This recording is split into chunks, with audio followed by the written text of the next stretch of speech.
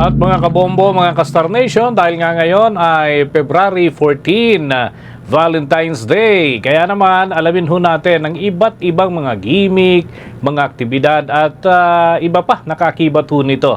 Pati na yung issue ng gayuma. Alamin natin yan sa ulat ni Bombo Victor Liantino.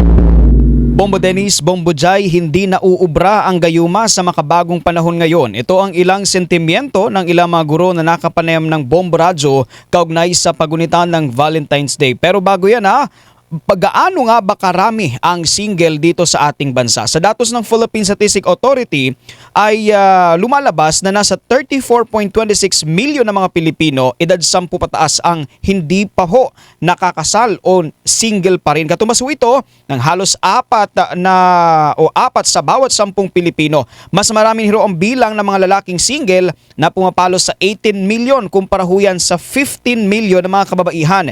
Pero ho sa kabila ng mataas na bilang na ito, naniniwala ang ilang guro na hindi gayuma ang solusyon para makahanap ng tunay na pag-ibig. Ayon kay Joaquin Emmanuel Pascoy na single sa ngayon, hindi siya naniniwala sa bisa ng gayuma dahil pumapasok dito ang own preference ng isang tao.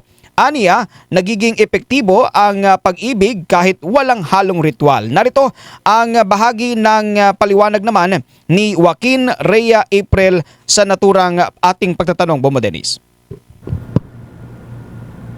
Pwede ako naniniwala sa gayuma. Siguro po, hindi po siya totoong gayuma or siguro papasok dito yung own preference ng isang tao sa isang tao na gusto niya. Parang doon po yung maging effective na walang gayuma pero yung mga tao kung ano yung gusto nila, nakikita nila sa isang tao.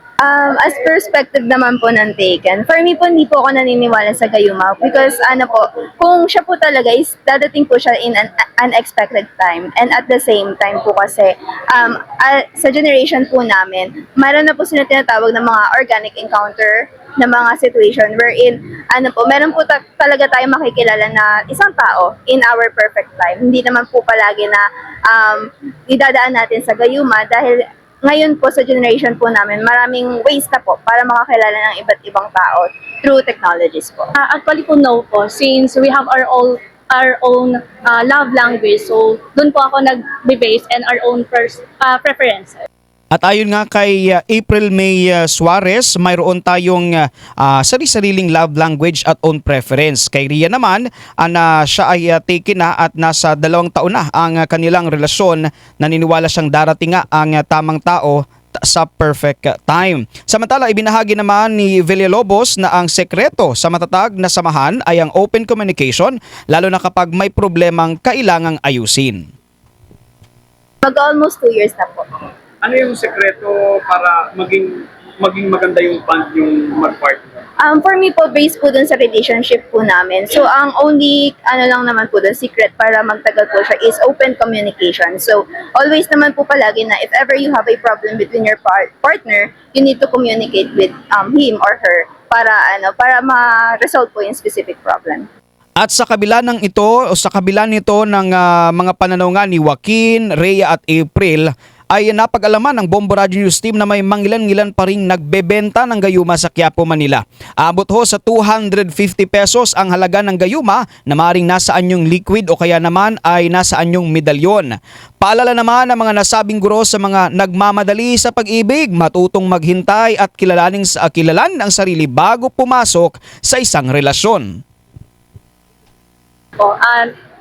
Learn how to trust din po and then wag masyadong magmadali. As a single, I think you need to wait for a perfect time. Wait for that person na ma-encounter niyo po siya. We need to wait for the right time para sa specific person. Kasi kapag minamadali po natin yung isang bagay, unfortunately, syempre, may pagkakamali or hindi kaya meron tayong may mga decisions na mali na magagawa natin. So, always trust the process. Dahil araw ngayon ng mga puso, nagpaabot din ng pagbati sina Joaquin, Rhea at April. Happy Valentine's Day mga kabombo and Star Nation!